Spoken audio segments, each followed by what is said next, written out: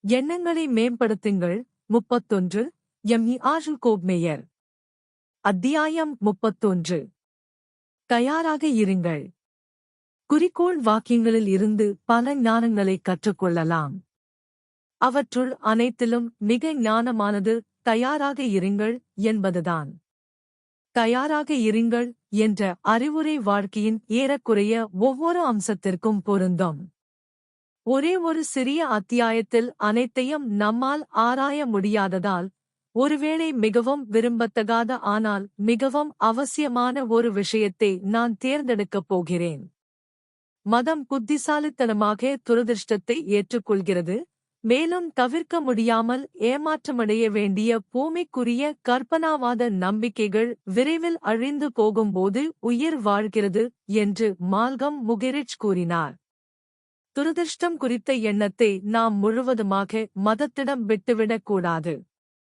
வாழ்க்கையின் ஒரு பகுதியாக, அது அடிக்கடி நிகழ்வதாகவோ அல்லது எப்போதாவது நிகழ்வதாகவோ இருந்தாலும், துரதிர்ஷ்டத்தின் தவிர்க்க முடியாத தன்மையை ஏற்றுக்கொள்வது என்பது தனிப்பட்டதாக இருக்க வேண்டும், அது மதம் சார்ந்த விஷயமாக மட்டுமே இருக்கக்கூடாது.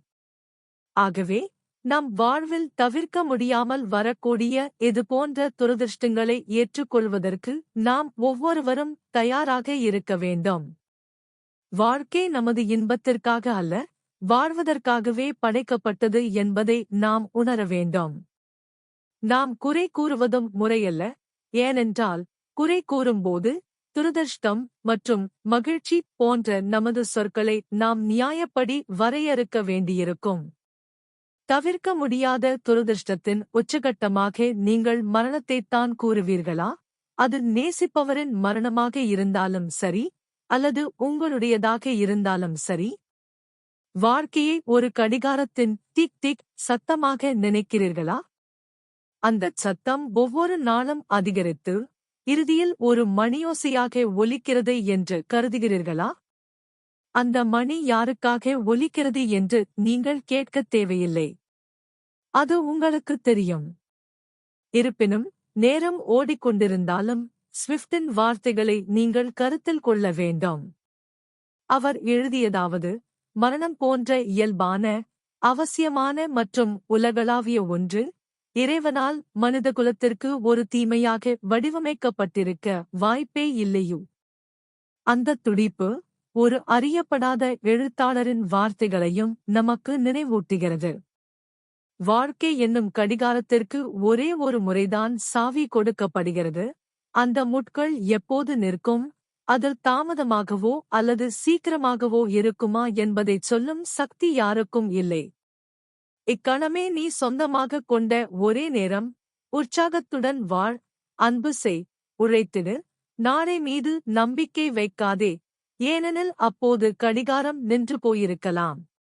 உங்கள் வாழ்நாளின் நீளத்தை உங்களால் கட்டுப்படுத்த முடியாது, ஆனால் அதன் மற்ற பரிமாணங்களான அகலம், ஆழம் மற்றும் உயரம் ஆகியவற்றை உங்களால் கட்டுப்படுத்த முடியும். இந்த பரிமாணங்களுக்குள்தான் நீங்கள் உங்கள் மீண்டும் நிகழாத அற்புதத்தை வாழ்கிறீர்கள், ஏனென்றால் வாழ்க்கை என்பது அதுதான், ஒரு அற்புதம் மற்றும் மீண்டும் நிகழாத ஒன்று. வாழ்க்கையின் அதிசயம்தான் அதன் தன்மையை நம்மால் முழுமையாக விவரிக்க முடியாததற்கு காரணமாக இருக்கலாம். துரதிர்ஷ்டம் என்பது உண்மையில் என்ன என்பதை நாம் தெளிவாக புரிந்து கொள்ளாவிட்டாலும், அது நமது கண்ணோட்டத்தை பொறுத்து ஒரு பச்சோந்தியைப் போல கெட்டதிலிருந்து நல்லதாக மாறக்கூடும் என்பதால், விவேகத்துடன் அனுமானித்து தயாராக இருப்பது புத்திசாலித்தனம். நாம் துரதிர்ஷ்டம் என்று கருதும் தவிர்க்க முடியாத நிகழ்வுகளுக்கு தயாராக இருப்பது என்பது, அதைப் பற்றியே சிந்திப்பது, அதிலேயே மூழ்கிக் கிடப்பது அல்லது அதன் வருகைக்கு பயப்படுவது என்று பொருளல்ல. எதுவும் கடந்து போகும் என்ற உண்மையை நாம் ஏற்றுக்கொண்டு, அந்த யதார்த்தத்தை அங்கீகரிக்க வேண்டும். இதன் மூலம், மாற்றம் சாதகமற்ற சூழ்நிலைகளைக் கொண்டு வந்தால், நாம் கலக்கமடையவோ அல்லது ஆச்சரியப்படவோ மாட்டோம். துரதிர்ஷ்டத்தால் கலக்கமடையாமலும் ஆச்சரியப்படாமலும் இருப்பதன் மூலம், நாம் தயாரானபடியே அமைதியான ஏற்புடனும் மன அமைதியுடனும் பதிலளிக்க முடியும். இவ்வாறு, நமது பயணத்தில் நாம் சந்திக்கவிருக்கும் தவிர்க்க முடியாத துயரங்களுக்கு தயாராவதன் மூலம் நாம் நமது வாழ்க்கை பயணத்தை அருளுடனும் நம்பிக்கையுடனும் தொடரலாம்.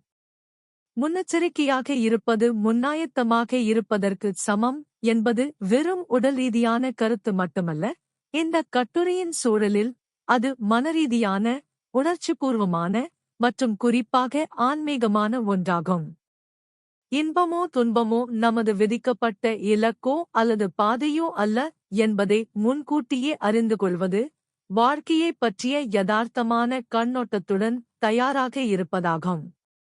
அந்தக் கண்ணோட்டம், மால்கம் மக்ரீட்ஜ் எச்சரித்தபடி, நிச்சயமாக ஏமாற்றமடைந்து விரைவில் அழிந்து போகும் கற்பனாவாத நம்பிக்கைகளின் அடிப்படையில் அமைந்ததல்ல. எனவே, நாம் முன்கூட்டியே எச்சரிக்கையாகவும், அதன் மூலம் மனதளவில், உணர்ச்சி ரீதியாக மற்றும் ஆன்மீக ரீதியாக தயாராகவும் இருப்போம். வெற்றி மற்றும் தோல்வி இரண்டையும் சந்திக்கும்போது, கிப்லிங் அறிவுறுத்தியது போல, அந்த இரண்டு ஏமாற்றுக்காரர்களையும் ஒரே மாதிரியாக கருதுவோம். ஆம், ஒவ்வொரு வாழ்க்கையின் வரைபடக் கோடுகளும் மேலும் கீழும் செல்கின்றன. இதை உணர்ந்து ஏற்றுக்கொள்வதன் மூலம், மனநல மருத்துவர் டாக்டர் கார்ல் மென்னிங்கர் எழுதிய முக்கியமான சமநிலை என்ற நிலையை நமது ஆளுமையில் நாம் அடைகிறோம். நாம் அச்சமின்றி தயாராக இருக்க முடியும், ஏனெனில் நமது இந்த தயார்நிலையைப் பற்றிய அமைதியான அறிவில்தான் நாம் நமது அச்சத்தை இழந்து, வாழ்க்கையின் தவிர்க்க முடியாத ஏற்ற இறக்கங்களைச் சந்திக்க தேவையான அந்த முக்கிய சமநிலையையும் மன அமைதியையும் அடைகிறோம்.